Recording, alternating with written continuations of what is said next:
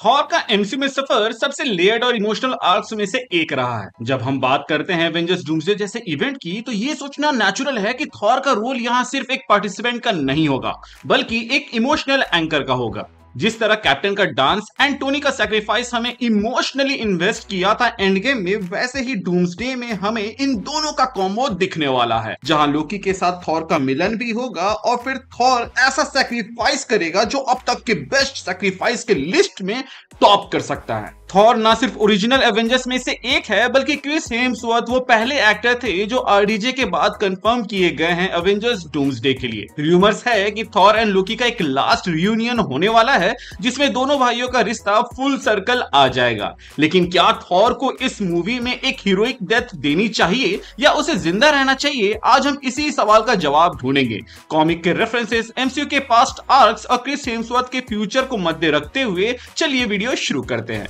Alex Perez और कुछ trusted Insiders के लीक्स के हिसाब से मार्वल स्टूडियोज क्रिस हेम्सवर्थ के थॉर के लिए एक एपिक और इमोशनल सेंड ऑफ प्लान कर रहे हैं, जिसका inspiration new Avengers volume 3 issue 32 से लिया जाएगा। इस इशू में इंकर्जन्स के बारे में पता करते करते थॉर और हाइपीरियन डायरेक्टली बियॉन्डर से भिड़ जाते हैं, जहां किसी तरीके से वो बियॉन्डर से तो डील कर लेते हैं, बट जब कई सारे बियॉन्डर्स आ जाते हैं तो उनसे वो लड़ते लड़ते मारे जाते हैं। इसके अलावा एक और र्यूमर ये भी है कि थॉर और लोकी का एक हार्टफेल्ट रियूनियन होने वाला है इस मूवी के अंदर, जो कि काफी ज्यादा इमोशनल मोमेंट होगा। एंड आई एम श्योर कि ये डेफिनेटली होगा, क्योंकि थॉर और लोकी का रिश्ता एवेंजर्स डूम्सडे का एक लौता ऐसा बॉन्ड होगा जिससे हम सब ज्यादा इमोशनली कनेक्टेड होंगे, क्योंकि बाकी कास्ट मेंबर्स कंपैरेटिवली नए होंगे जो कि अभी अभी स्टैब्लिश हुए हैं। वहीं थॉर एंड लोकी की जोड़ी हम 2011 से देखते आ रहे हैं। चाहे लोकी का बार बार धोखा देना हो या फिर समय समय में मदद करना, मुसीबत के वक्त हमेशा इन दोनों का भाईचारा ऑन टॉप रहा है। इन्फिनिटी वॉर में लोकी की मौत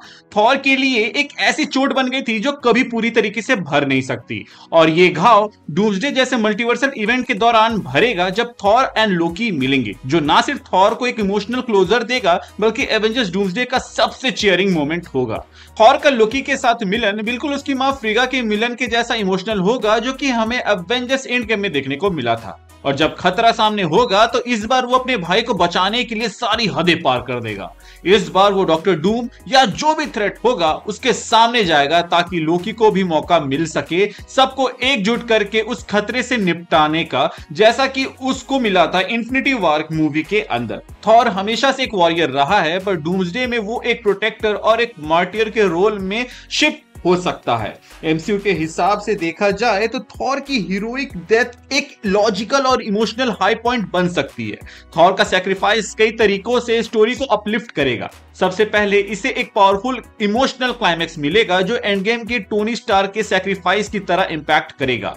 दूसरा, थॉर का एक लेगेसी ड्रिवन सैक्रिफाइस नए हीरोज के लिए रास्ता बनाएगा। तीसरा, एमसीयू को एक परफेक्ट ट्रांजिशन पॉइंट मिलेगा जहां वो नए नैरेटिव आर्क्स को शुरू कर सकते हैं बिना पुराने कैरेक्टर्स की स्टोरी को हाफ बेक्ड छोड़कर। वहीं बात करें चौथे पॉइंट की, तो थॉर की डेथ ना सिर्फ डॉक्टर डूम का भौकाल बल्कि एक बहुत बड़ा पावर वैक्यूम क्रिएट करेगा, जैसे इन्फिनिटी वॉर के बाद हुआ था जब आधे हीरोज डस्ट हो गए थे।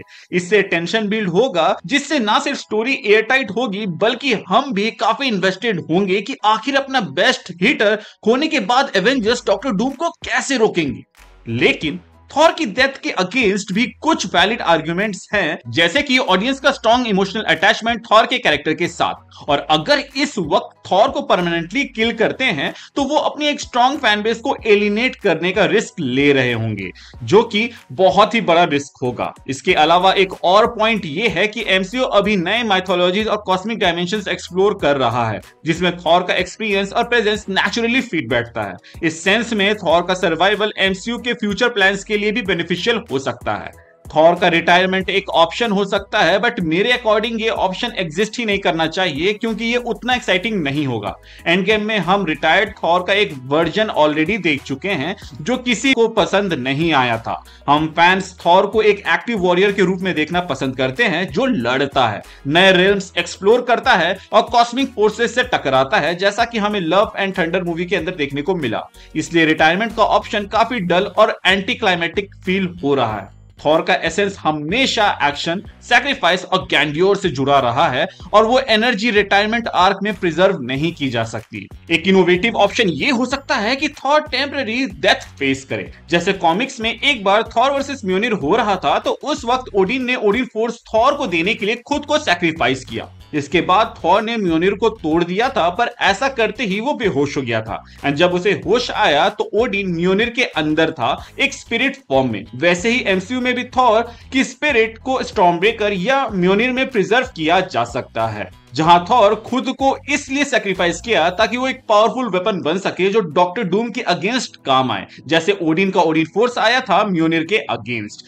यहां पे सबसे चौंकाने वाली बात यह है कि जिस कॉमिक की मैं बात कर रहा हूं उसमें भी म्योनिर के अंदर क्रैक्स आ गए थे और अभी जो म्योनिर एमसीयू के अंदर है उसके भी अंदर क्रैक्स है। तो ये एक पैरेलल है या फिर एक कॉमन चीज है जो कि इस थ्योरी को थोड़ा सा लेजिट या फिर के पुश करने का काम आ सकती है। इस कॉन्सेप्ट से एक तो थॉर की सैक्रिफाइस मीनिंगफुल बनेगी, वहीं दूसरा उनका कैरेक्टर फ्यूचर में किसी ग्रेटर कॉस्मिक इवेंट में फिर से रिटर्न कर सकता है बिना उसकी पहली सैक्रिफाइस का इमोशनल वेट लूज किए। थॉर का स्पिरिट ड्रिवन एग्जिस्टेंस एमसीयू में एक यूनिक स्टोरी टेलिंग एलिमेंट को इंट्रोड्यूस कर सकता है, जैसे स्टार वॉर्स में फोर्स घोस्ट एक सिंबॉलिक और स्पिरिचुअल गाइड का काम करते हैं। वैसे ही थॉर की स्पिरिट नए हीरो जैसे बेटा रेबिल, लव या यंग एवेंजर्स की टीम के लिए एक गाइडिंग फोर्स बन सकती है। इससे कैरेक्टर्स की प्रेजेंस बरकरार रहेगी और साइमल्टेनियस नए जनरेशन को स्पॉटलाइट मिलेगा। ये बैलेंस मेंटेन करना स्टोरी टेलिंग के लिए एक फ्रेश और एंगेजिंग रहेगा, बट साथ ही थोड़ा सा चैलेंजिंग भी। थॉर की जर्नी एमसीयू की सबसे कॉम्प्लेक्स आर्क में से एक है,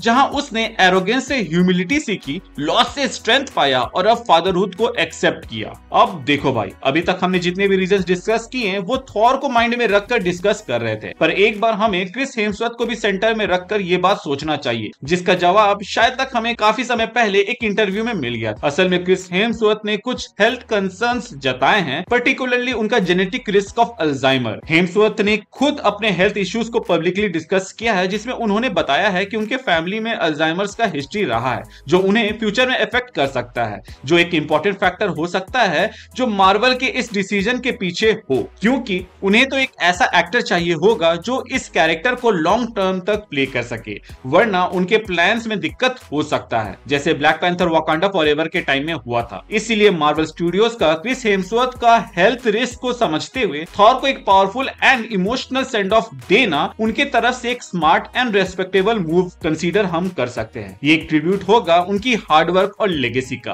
आपका क्या कहना है इसके ऊपर आप हमें कमेंट सेक्शन के जरिए बता सकते हैं। आप थॉर को थॉर 5 में देखना चाहते हैं या फिर थॉर को एवेंजर्स डूम्सडे या फिर सीक्रेट वॉर्स में एक ऐसा सैक्रिफाइस देते हुए देखना चाहते हैं जो कि सदियों तक याद रहे? हमें कमेंट सेक्शन में जरूर बताइएगा। और अगर आप चैनल पे नए हैं तो चैनल को सब्सक्राइब कर दीजिएगा। साथ ही साथ अगर आप हमें और भी ज्यादा सपोर्ट करना चाहते हैं तो आप हमारे चैनल को ज्वाइन भी कर सकते हैं। Thank you for watching this video. Stay tuned.